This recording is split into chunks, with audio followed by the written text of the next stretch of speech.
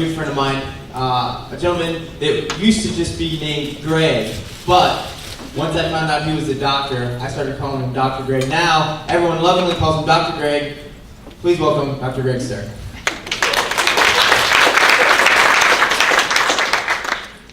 Thank you, Tyler. All right, so I'm Greg, and I'm here to talk to you about something that I really love and care a lot about, which is using data to make better decisions.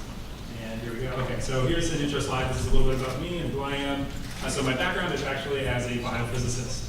And so I did a PhD in theoretical biophysics, which was basically just creating mathematical models of the nervous system to try and understand and predict how nerve impulses could be sent over throughout the body. And then that led me into a postdoc where I was actually doing neuroscience away from the mathematical modeling and actually like electrocuting heart cells and studying how cardiac arrhythmias work. And which was super cool, but we would do an experiment and we would run a test and we'd get like 7 cells and it would take a month. And then we say, well, we have 7 cells, we have a statistically significant effect here, so let's publish a paper and say we understand how the heart works. The math checked out, but that's a pretty thin sample size. So when I started to talk with Ezoic and learn more about them and what they do, and you can see we have billions and billions and billions of rows of data. That was something that was a lot more exciting to me because obviously there's some problems with statistical significance. So enough about me, and I'll transition more into actually what everyone cares about here, which is publishing. And so actually one thing that's not on my background slide is my first job was actually as a high school teacher. And I taught actually just up the street at St. Monica Catholic High School. And I actually chaperoned prom in this room. It's really weird. So forgive me because I'm going to start with a little bit of a history lesson because that's also a part of my background. And so as we look at this like timeline of publishing, sort of what I see here is like a story of scalability. Originally we had like stone tablets where people would write on cave walls and carve onto stone tablets. And obviously that's not a great way to reach your user because they actually have to come to the stone, right, to see what you have to say. Paper came out around the 2nd century-ish. Wikipedia was very ambiguous about what the date was for that. And that was a great way to like increase the volume because now you could actually write books.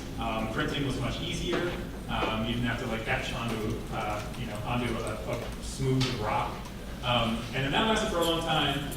And around actually I think like the 11th or 12th century, there was printing presses that were out coming in Asia that had been developed in Asia. But what we're most familiar with is the Gutenberg press, which was like 1440 or something like that. And the way that worked, and what was so great about it was like the printer would actually like lay down individual keys on a little template and then take an ink blot and then blot all over the keys and then put a piece of paper on it, turn the crank, which you can see happening right there on the slide, and then that would make an impression right on the paper, and then they could actually like, just print copy after copy after copy after copy. So that like really reduced the cost of printing and sped it up a lot. And so now what we are all here for is digital publishing, which came out in the 20th century. And so digital publishing has made the barrier for entry to publishing much lower. So there's more competition. It's been great for consumers and it's hard for producers because there's never been more competition because anybody can do it, right? So we have to be smarter about the way that we're printing, right, or the way that we're publishing. And so the way that we've been doing that is through testing and A/B testing. And A/B testing has been a great tool for digital publishers. It was really hard to do that on a printing press because that meant you had to lay the keys all over again. But in digital world, it's pretty great. You can conduct your experiments to see what users like, and then once you learn what they like, you can actually give that to them. And all you have to do is just figure out, okay, what is it that I want to optimize for? Is it revenue? Is it clicks? Is it page views per visit? Whatever it is that you want to optimize for, figure out what moves the needle, and then just optimize in that direction. So now I've been telling you a lot of stuff that you guys probably all know, that's not what people really want to hear. So I've got some fresh data, like hot off the presses, the digital presses, and it's maybe a little more interesting for everyone. So this just came up on my radar a couple weeks ago, and so what I found is that US visitors are about 50% more likely to click on a top of page ad than they are anywhere else on the page. And so this was over like 3 months worth of the data that we have in our database, which is a lot of data. Other users from everywhere else in the world, this effect kind of vanishes. So I threw every statistical test that I had in my playbook at this data, and it checks out. It is as statistically significant as statistically significant gets. So we can actually use that insight and then just code in a little Python code here and say if the visitor is from the US, then yeah, show the top of page ad. If they're from somewhere else, no, let's not show the top of page ad. So if coding's not your thing, you can just sort of think of it like a flowchart here, but it's basically the same thing. So it actually gets a little more complicated when you actually start to dig into that data and break out what are those US users actually doing. What more can we learn from them? And it turns out that visitors from Google are even more likely to click on that top of page ad, and visitors coming from Facebook are even less likely than average. So we can go back to the code, our Python code here, and it starts to get a little more complicated, but it's the same premise. If the users coming from the US and Google show the top of page ad, if they're coming from Facebook, don't show that ad. Otherwise, if they're coming from somewhere else, sure, let's show it. But if they're coming from somewhere else in the world, don't show it. So we can think of the flowchart again, but what we're starting to see is like this code and this sort of way of developing and turning our insights into actual decisions starts to get more and more complicated, because what if we add other factors? Like this is just one country, right? You know, what's going on in France and what's going on in Canada? Is Canada that different from the US? So we can break it up by 200 countries, and then this flowchart starts to become more and more complicated, and the code starts to become more and more complicated. And so to take a step back, I guess, now, I'm going to take the talk in a little bit of a negative direction here and tell you my most favorite part of the talk, which is that there are no laws in digital publishing. And as a physicist, I want to say that, yes, E equals MC squared, US users click on a top of the page ad, do it. But unfortunately, that's just not the case. We only see this effect on 60% of our domains. So I want to say, go ahead and show it. Do that top of page ad thing, everyone's going to make more money, and it's going to be great for everybody. But unfortunately, that's just not the case. If I were to bet, I would say, yeah, do it. But if it were my website, I would want to look in the data, right? Because if it's just a 60% chance that this is true, I would not want to actually bet on this being correct. So this graph that I showed you before, this was 3 months worth of data. Now, when I actually extended it out and looked over the last 2 years, something funny happened, and that is the effect vanished. So instead of this 50% more likely thing to be true, all of a sudden now it's false when I look over 2 years. And again, this passed every statistical significance test I could throw at. So what are some possible explanations for this effect? Well, one is that this was the last 3 months. Maybe something new is happening with US users. Maybe for some reason they just are liking top of page ads more. Maybe they've become accustomed to them with the new above the fold mobile rules on Google or something, I don't know. Could also be advertisers are changing priorities, and so there's more competition for that top spot, and so better ads are winning auctions and showing up at the top of the page. It could be that there's some seasonality, so this was the last 3 months, and maybe in the summer, those users are more likely to click on a top of page ad because it's hot and who has time to scroll down the page. Or what's also likely is that this could be a false positive in the data, because that's possible too. Because what's most important, that one of the things I want you to take away from this is that statistically significant does not mean that it's real. It just means it looks like it's likely. So A/B testing in general has some limitations. The first is that numbers lie. So when we boil down like a CPM or a CTR, and we say, okay, the CPM is $3. That $3 is describing every single visit that's on that site. That's describing millions, billions of individual visits. Also, when you run an A/B test, you have to have a random test group. If I ran that A/B test over the summer and got that top of page effect and saw, okay, yeah, US users are 50% more likely to click on this, looks good, and you run with it. What if it's a seasonal effect? So you run it in the summer, that effect is there, and then it disappears in the fall, in the winter, in the spring, it's gone, and the next summer it comes back. It's hard to actually sort of like wash that out in the data over time without really knowing whether or not that was a random group or also, the math just isn't really easy. It's easy to say, is this number bigger or smaller than the other number, and I'm going to pick the bigger number because the bigger number is good. But what sort of statistical tests are going into that to make that assumption that this is correct, that I believe in it? Like, what is your confidence interval that you're looking for? What's the p-value that you want if you want to use a p-value? If you're using Bayesian statistics, what's the prior distribution that you're using to model your data? So there's a lot of questions that like people are professors of doing this and they're still arguing. And then lastly, A/B testing is just not responsive to changes in the system. If this was a seasonal effect and you implement it and it goes away, there's no way to back out of it other than running another test, accumulating more data, starting from scratch again, and just kind of doing it over and over again. So, who here has tried water? Good, a few people. So I saw this sort of A/B test in the grocery store. And this was a few months ago, and so there's two labels here, and one of them's a yellow label and one of them's a red label. And who likes the yellow label better? A few hands. Who likes the red label better? It's about a little bit, looks like a little bit more prefer the red label. So I went back to the grocery store right before the talk and saw that the red label won out. So we have this A/B test, and this is another sort of problem with A/B testing, is Arrowhead went out and said, I mean, this isn't really an A/B test, they're like flushing the product from the shelves. But they've done like a focus group, and in that focus group, they ask those same questions. Who likes the, which one makes you want to drink more water? So they ran this test, and some people preferred yellow, but that version of the product is gone. So with A/B testing, you can test A/B, but ultimately the implementation is AA.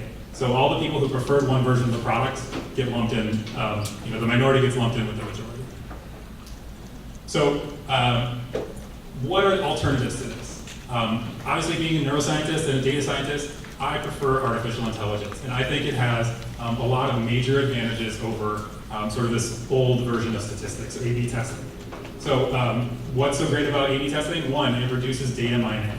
Instead of having to go through column by column of your Google Analytics and clicking through or digging through your database and grouping groups together and looking for statistically significant effects, artificial intelligence will do that for you.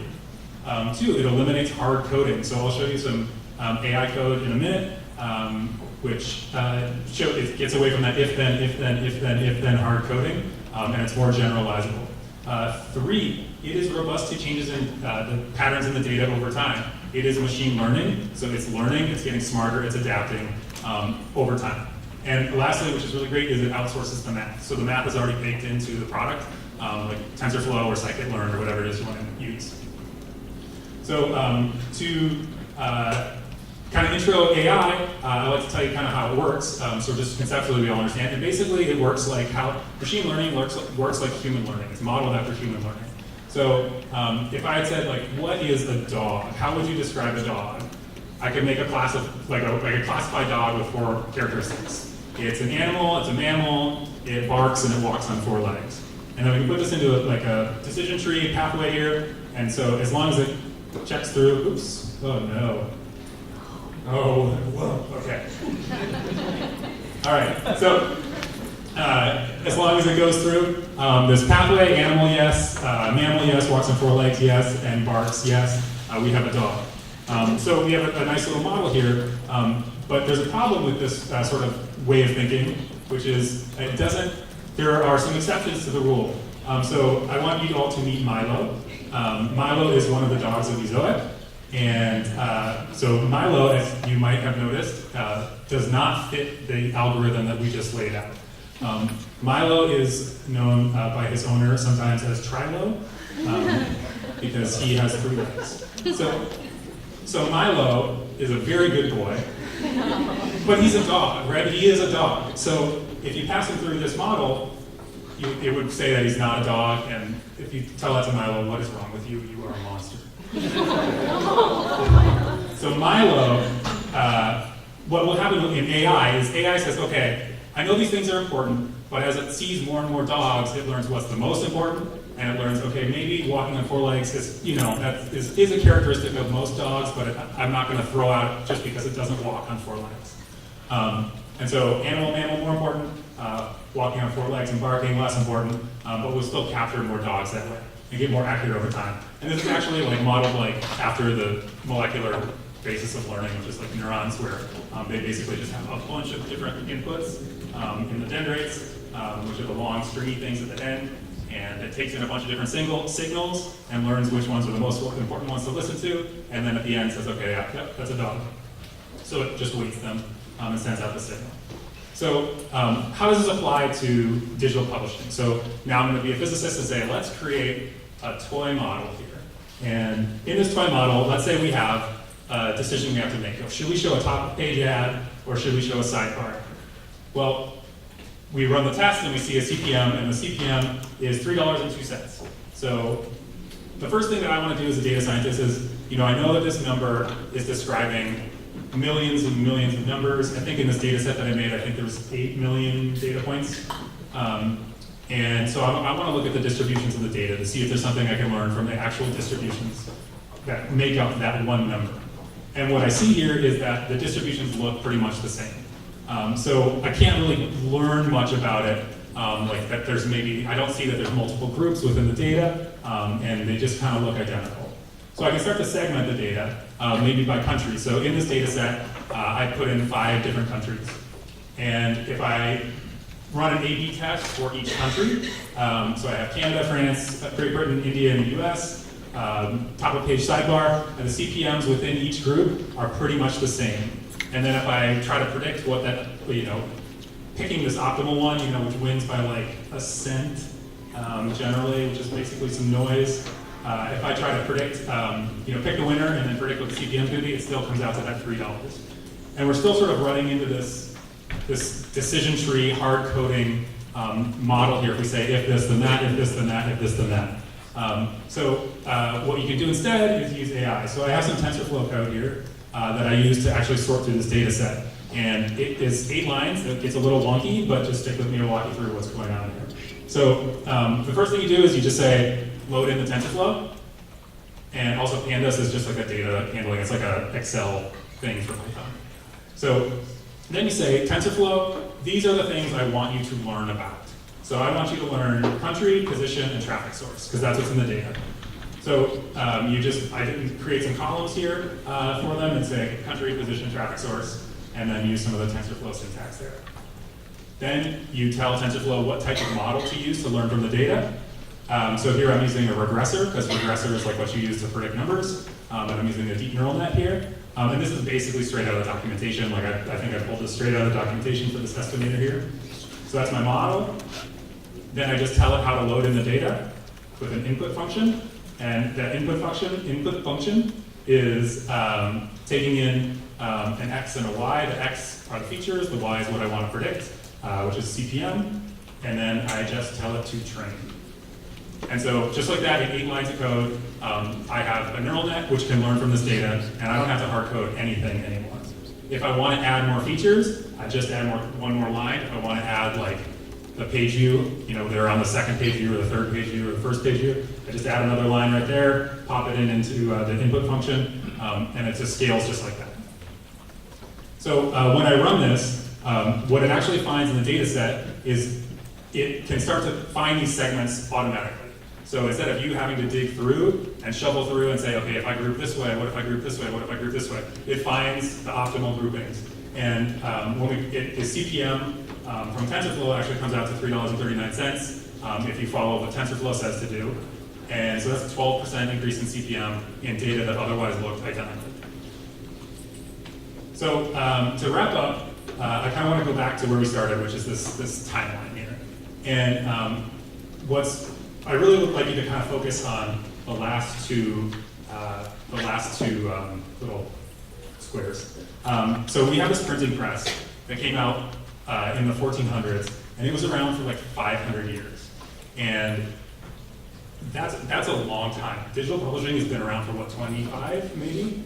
So we are in the earliest days of digital publishing, and we're just starting to learn what it's capable of and the best ways to deliver content to our users. We're also in a time where big data is also going through a revolution. Data analysis, statistics are going through a revolution, happening at exactly the same time in parallel with what we're doing. And the tools that they're developing are directly apply and can solve problems that we're using. A/B testing is a great first step, but I think what we're seeing right now in digital publishing is this transition away from this old A/B testing and AA implementation and into a more dynamic delivery mechanism for our users. So with that, I'd like to wrap up, and thank you very much for your time.